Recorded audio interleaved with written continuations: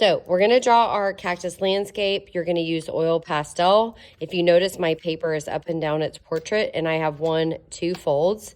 That's going to remind me where I need to stop my foreground. So what I'm going to do is I'm going to stack 4 fingers on the bottom of my paper. I'm going to make a mark right above my four fingers, and I'm going to make a line that kind of moves across. I don't want to make it a crazy wonky line. Now, that's where my foreground cactus is going to go, but I'm not going to pass that top fold of my paper. So what I'm going to do is I'm going to come right in the middle of my paper, and I'm going to make that big upside down U.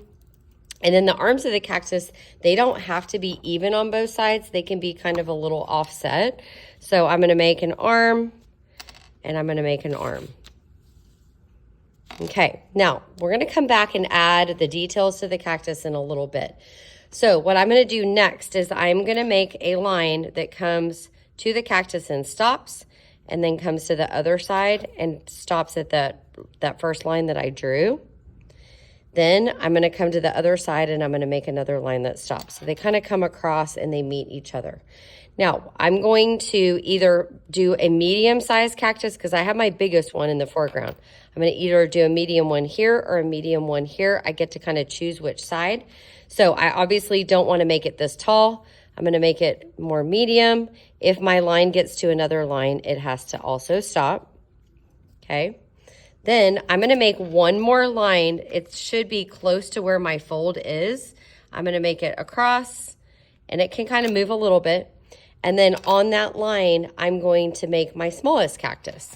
So I'm going to make it back here. It should be smaller than this, and for sure smaller than the one in the foreground, because this one is farthest away. Okay, now before I do anything else, I'm going to add a little bit of texture to it, which is a little challenging with oil pastel, but we're going to do it anyway. So what you're going to do is you're going to either do check marks or X's, or you can do them in a pattern. So I'm going to actually just do X's across.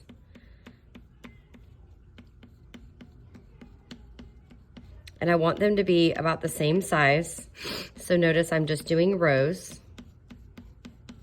This is going to take a little time, so I'm going to pause it and let you finish this part up.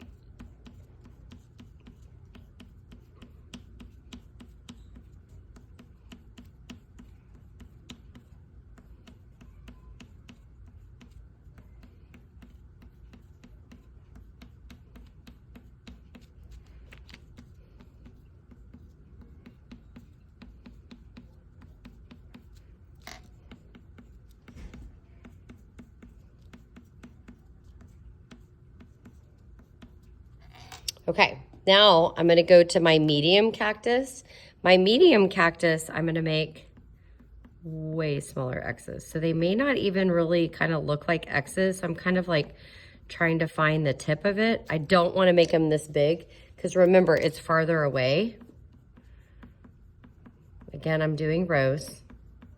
This should not take as long.